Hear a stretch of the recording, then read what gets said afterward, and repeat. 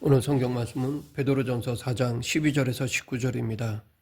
한국교회 성도들은 70, 80년대 성공신학으로 인해 축복, 성장, 번역, 행복에 물들어 예수님을 따르는 자로서 겪어야 하는 고난의 개념을 기피하는 경향이 생겼습니다. 사실 1970년대와 80년대에 한국교회가 폭발적인 성장을 경험한 원인이 여럿 있지만 그중 하나가 바로 이런 메시지였습니다. 당시 교회는 한국 사회가 어려운 시기에 예수 믿으면 복받는다 라는 말로 사람들에게 희망을 주었습니다. 그래서 많은 사람들이 교회로 몰려들었고 실제로 주님의 은혜로 삶이 변화되며 물질적으로도 번영을 누리게 되었던 사람들이 많습니다. 1970년대 경제 성장에 따라 사회도 발전하고 교회도 거기에 맞물려 많은 외적 성장을 하였습니다. 이때 교회에서 말한 복은 세상적인 복의 의미가 컸습니다. 예수 믿으면 영생을 받는데 그것이 당연히 가장 최고의 복이지만 많은 사람들이 물질과 건강과 성공 등의 복을 기대하면서 예수 믿으며 교회에 나왔고 실제로도 많은 경우 그렇게 되었습니다. 그런데 1990년대에 들어서면서 경제적으로 발전하고 번영하고 부유하다 보니까 교회에 안 나오고 예수 안 믿어도 세상에서 어떤 것이라도 잘하면 부자가 되었습니다. 그래서 교회에 올 시간에 세상의 성공을 위해 좀 더 노력하게 되었습니다. 지금은 더 말할 것도 없이 교회가 완전히 쇠퇴기입니다. 그러하기에 예수 믿으면 고난을 겪어야 합니다 라는 메시지를 좋아하는 사람들이 점점 적어집니다. 그럼에도 불구하고 이것은 사실이며 예수님의 중요한 가르침입니다. 사도 바울도 여러 번 강조하였고 믿음의 아들 디모데에게도 가르쳤던 것처럼 그리스도 안에서 경건하게 살고자 하는 자는 박해를 받을 것이라고 하였습니다. 예수님 스스로도 친히 많은 고난을 받으셨습니다. 우리가 정말 예수님을 믿고 따르는 사람들이라면 예수님의 길을 가야 하는데 정작 예수님의 길은 고난과 죽음이었습니다. 그런데 번영과 성공만 생각한다면 맞지 않습니다. 예수님은 당신을 따르는 자들이 자기로 인해 많은 고난을 당할 것이라는 사실을 숨기지 않으셨습니다. 게다가 제자들에게는 드러내놓고 고난을 요구하기도 하셨습니다. 예수님의 부활과 승천 이유를 다루는 사도행전부터 요한계시록은 예수님을 주로 고백하는 그리스도인들이 여러 모양으로 당하는 고난과 박해에 대한 기록들이 담겨 있습니다. 오늘 본문이 있는 베드로전서에도 있습니다. 베드로전서는 5장으로 구성된 짧은 서신입니다. 예수님의 수제자가 쓴 서신인데다가 그 안에는 보석과 같은 복음의 진리들이 담겨 있고 또 지금의 교회에도 적용될 수 있는 믿음, 삶, 윤리에 관한 중요한 교훈들이 있습니다. 또한 여기에는 그리스도인의 고난도 기록되어 있습니다. 지금으로부터 2000여 년 전인 주후 60년대 오늘날의 터키에 해당하는 소아시아 북부 지역에서는 흩어진 나그네, 하나님 아버지의 택하심을 받은 자들이 고난과 박해를 받고 있었습니다. 당시 그리스도인들이 겪는 고난은 본질상 무고히 당하는 고난이었습니다. 오늘 본문의 주제는 고난입니다. 베드로는 하나님의 부르심과 택하심을 받은 그리스도인들이 이 땅에서 나그네와 거류민으로서 당하는 고난이 있다고 말하면서 계속 권면을 해왔습니다. 이제 이런 권면들을 종합하여 마지막으로 고난에 대한 교훈을 주면서 고난의 필연성과 그리스도인이 고난을 맞이하는 자세, 그리스도의 고난의 본질, 그리고 하나님의 심판과 그리스도인이 고난을 대하는 기본적인 자세를 이야기합니다. 그리스도인의 인생에는 꽃길만 있지 않은 것을 우리는 잘 알고 있습니다. 오히려 세상 사람들에게 없는 특별한 고난이 하나 더 있는데 바로 그리스도의 고난에 참여하는 것입니다. 사실 이것은 고난이라기보다는 그리스도인으로서의 특권이라 할 수 있습니다. 그러하기에 그리스도인들에게 있어서 고난은 이상한 일이 아닙니다. 12, 13절 사랑하는 자들아 너희를 연단하려고 오는 불시험을 이상한 일 당하는 것 같이 이상히 여기지 말고 오히려 너희가 그리스도의 고난에 참여하는 것으로 즐거워하라. 이는 그의 영광을 나타내실 때에 너희로 즐거워하고 기뻐하게 하려 함이라. 그리스도인들에게는 연단의 한 방법으로 시험이 오게 되어 있습니다. 우리는 시험을 통해 연단을 받습니다. 그러니 시험이 올 때 이상한 일을 당하는 것처럼 놀라지 말라는 것입니다. 여기 이상히 여기지 말라라는 말은 놀라지 말라로 번역하는 편이 더 낫습니다. 즉 시험을 당할 때 뭔가 새롭고 이상한 일을 대하는 것처럼 심리적으로 강한 반응을 보이지 말라는 것입니다. 예수님은 사람들이 나를 박해하였은즉 너희도 박해할 것이오 라고 말씀하셨습니다. 그것을 잘 깨달은 사도 요한도 형제들아 세상이 너희를 미워하여도 이상히 여기지 말라라고 하였던 것입니다. 그러하기에 그리스도인이 살면서 고난을 겪는 것은 지극히 정상적인 것입니다. 지금 우리나라의 교회에는 어린아이와 청소년, 청년 숫자가 현저히 줄어들었습니다. 세상 세태에 휩쓸려 신앙생활을 하지 않습니다. 그러하기에 지금 이 시대를 교회의 위기라고 말하기도 합니다. 그러나 이것이 오히려 기회가 될 수 있습니다. 왜냐하면 위기라는 말은 또 다른 기회라는 의미이기 때문입니다. 그동안 우리는 박해나 고난을 별로 못 느꼈습니다.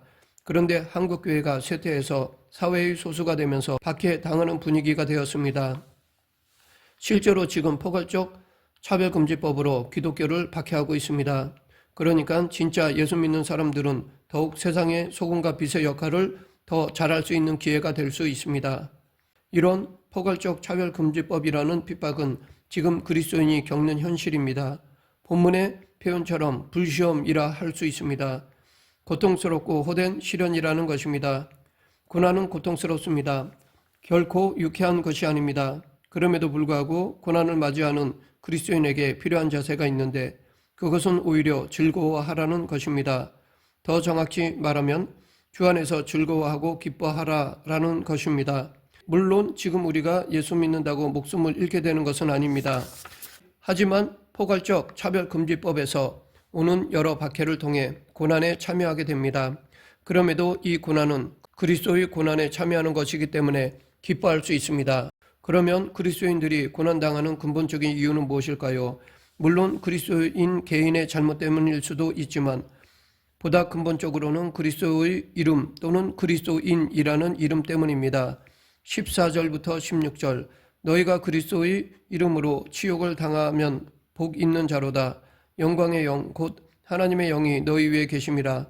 너희 중에 누구든지 살인이나 도둑질이나 악행이나 남의 일을 간섭하는 자로 고난을 받지 말려니와 만일 그리스도인으로 고난을 받으면 부끄러워하지 말고 도리어 그 이름으로 하나님께 영광을 돌리라. 예수님도 마태복음 5장 11, 12절에서 나로 말미암아 너희를 욕하고 박해하고 거짓으로 너희를 거슬러 모든 악한 말을 할 때에는 너희에게 복이 있나니 기뻐하고 즐거워하라. 하늘에서 너희 상이 큼이라. 너희 전에 있던 선지자들도 이같이 박해하였느니라 라고 말씀하셨습니다. 자기가 잘못해서 지탄받고 욕먹는 것을 십자가라고 하는 것은 잘못입니다. 그것은 십자가가 아니라 그냥 잘못입니다. 그러나 초대교회 사도들은 잘못해서가 아니라 그냥 고난당했고 오히려 그런 상황을 예수님의 이름을 위하여 모욕받는 자격이 생겼다고 기뻐했습니다. 그러하기에 혹시 우리가 잘못한 것도 아닌데도 주변에서 그리스도의 이름으로 인해 우리에게 치욕을 안긴다고 하면 그것은 부끄러워할 일이 아니라 영광스러워해야 할 일입니다. 여기에 놓쳐서는 안 되는 것이 있는데 그리스도인이 받는 고난의 전부가 그리스도 때문이 아니라 자기의 잘못 때문일 수도 있다는 점입니다. 우리는 이 차이점을 잘 기억해야 합니다. 예수님 때문에 고난받는 것은 영광스럽습니다. 그러나 내가 잘못해서 욕먹는 것은 피해야 합니다. 베드로도 15절에서 누구든지 살인자로 도둑으로 악을 행하는 자로 남의 일을 간섭하는 자로서 고난을 받지 말라고 명하였습니다. 살인이나 도둑질 같은 겉으로 드러나는 중한 범죄가 아니더라도 남의 일을 쓸데없이 지나치게 간섭한다든지 믿음을 손상하는 사소한 행동과 태도로 쉽게 비판을 받을 수 있다는 것을 주의해야 합니다. 그러하기에 그리스도인들은 한 차원 더 높은 도덕과 윤리의식이 필요합니다.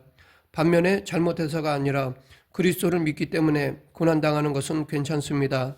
잘못이나 악행 때문이 아니라 단지 그리스도인이라는 이유로 무고하게 고난을 당한다면 괜찮습니다. 16절에 그리스도인으로서 고난을 받으면 이라는 말과 14절에 그리스도의 이름으로 치욕을 당하면 이라는 말은 같은 말입니다.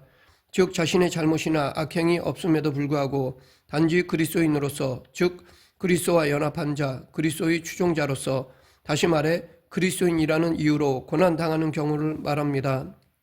당시 소아시아 북부 지역에 살던 그리스도인들은 지금 우리의 고난과 비교도 안 될 정도로 엄청난 고난을 무고히 받고 있었습니다. 그런 상황에서 베드로는 만일 그리스도인으로 고난을 받으면 부끄러워하지 말고 도리어 그 이름으로 하나님께 영광을 돌리라고 하였습니다. 여기 부끄러워하다라는 말을 보면 생각나는 사람이 바로 부끄러워하지 말라라고 명령하는 베드로 자신입니다. 그는 예수님을 3번씩이나 부인하고 나서 자신이 예수님의 수제자였다는 사실에 부끄러워했을 것입니다. 과거의 일이기는 하지만 베드로에게는 정말 고통스러운 기억이었을 것입니다. 그는 예수님께서 잡혀가신 날 밤에 대제사장 집의 바깥들까지 따라갔었지만 너도 갈릴리 사람 예수와 함께 있었다라고 말하는 그를 알아본 여종과 사람들 앞에서 3번씩이나 나는 그 사람을 알지 못한다라고 하며 예수님을 부인하였습니다. 그때 베드로는 닭 울기 전에 내가 3번 나를 부인하리라 라고 하신 예수님의 말씀을 떠올리고 심히 통곡하였습니다. 즉 철저히 회개하였습니다. 이런 베드로에게 예수님은 직접 찾아오셔서 3번 내가 나를 사랑하느냐라고 물으시며 베드로에 대한 용서를 선언해 주셨습니다. 그랬던 베드로가 이제는 교회의 장로가 되었으니 더욱 내가 젊었을 때처럼 부끄러워하지 말고 현재 상황 속에서 하나님께 영광을 돌리라 라고 말하게 된 것입니다. 사도 바울도 이와 비슷한 말을 빌립보서 1장 20절에서 하였습니다. 나의 간절한 기대와 소망을 따라 아무 일에든지 부끄러워하지 아니하고 지금도 전과 같이 온전히 담대하여 살든지 죽든지 내 몸에서 그리스도가 존귀하게 되게 하려 하나니. 이렇게 하나님의 뜻대로 고난을 받는 자들로서 필연적으로 고난을 겪어야 한다면 종말론적인 시각과 그리스도인으로서의 기본적인 자세를 갖고 고난을 견디어내야 합니다.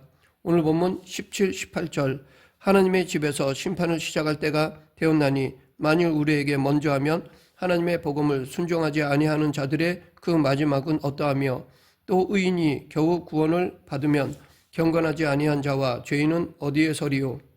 이 말씀이 바로 그러한 종말론적인 시각과 그리스도인으로서의 기본적인 자세로 고난을 견디라고 가르쳐주고 있습니다. 5장 1절 너희 중 장로들에게 권하노니 나는 함께 장로된 자요 그리스도의 고난의 증인이요 나타날 영광에 참여할 자니라. 여기서 장로라는 말은 교회의 지도자를 말합니다. 그때는 지금의 목회자와 장로의 구분이 없을 때이기에 교회의 지도자를 가리킵니다. 여기서 사도 베드로는 자신을 그리스도의 고난의 증인이자 나타날 영광에 참여할 자로 소개하였습니다.